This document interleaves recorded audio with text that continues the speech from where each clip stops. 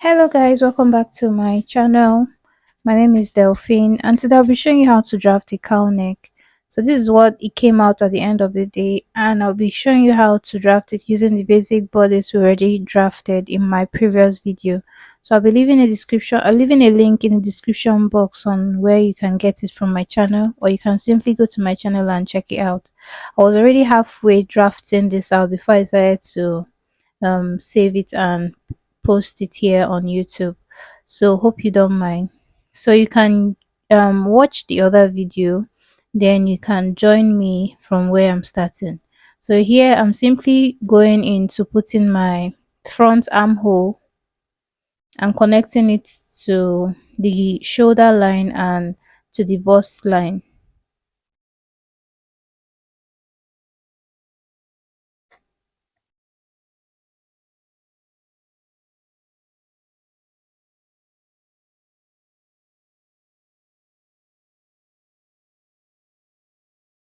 The next thing was to put in my back neck width. In a cow neck, there's no front neck depth. So I'm simply putting um my back neck depth, and then I'm moving on to connect the waistline to the length of the bodice. So the at the hemline, I'm simply taking my hip measurement plus ease divided by 4 plus my sewing allowance, and I'm going to mark this point on this horizontal line and connect it from that point to the waistline. That's the half length.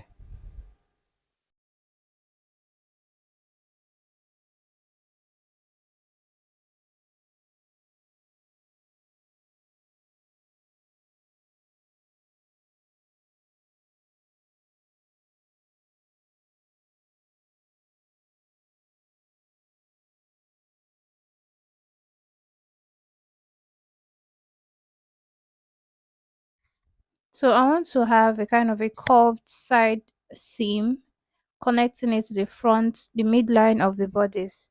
So I'm going up by 5 inches and inward towards the center front by same 5 inches or 6 inches. Now I'm going to use my free hand to create this curve. I will be adjusting it to the shape I want, and that's that. So I'm going to use my marker pen to mark out all these lines so you'll be able to see them clearly.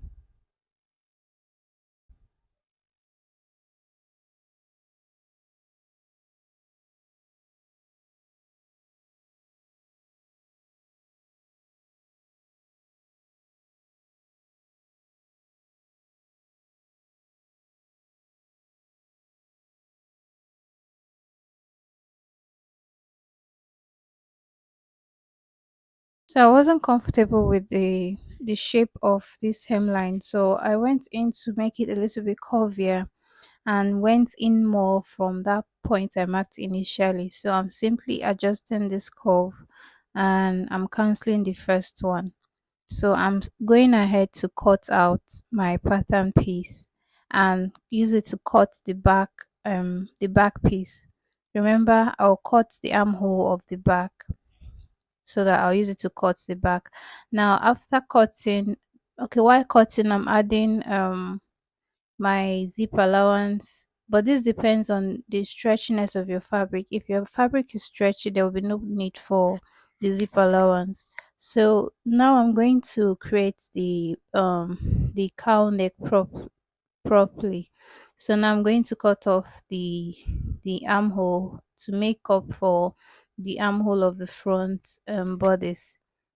So I'm simply going down from my neck, my shoulder downwards by 13 inches.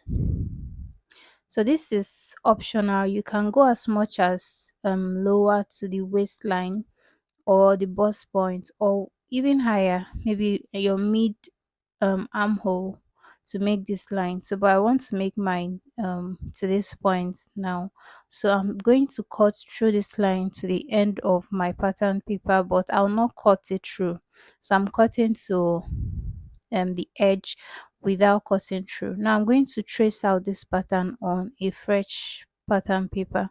So I'm placing it this way, ensuring that the center piece of the lower part is aligned with the new pattern paper, and I'm going to tape it down. Now I'll be pushing this upper part of the bodice, pushing it away from me towards my right. So I'll be pushing it. The more you push it, the more the fullness of your cowl neck. So you have that in mind. But at the same time, you have to consider the neck depth of the client. If the client will be able to have a gaping neckline, then you can go as much as possible to push the cowl neck further. So for me, I'm comfortable with this the length of the cowl neck, which gave me about 11 inches.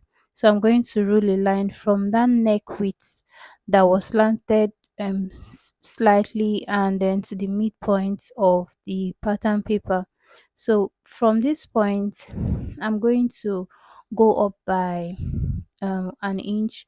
So I'll use it to fold up the rough edges of the neckline and sew it in. So I'm using 1 inch because I'll fold in half and fold another half to make it 1 inch, and then I'll sew down to form the front neckline. So that's just about it. Now I'm going to trace it out with my marker pen to be able to see the lines. Then I'll cut it out using these lines and sew. So it's quite easy to sew. I just need to hem the I just have to hem the front, the neckline of the front and the back, cut this on a fold, and then join at the two shoulders and the side seams. So that's about all it takes to make a cow neck. So guys, this is just it. Go ahead and try yours and give me your feedback at the comment section.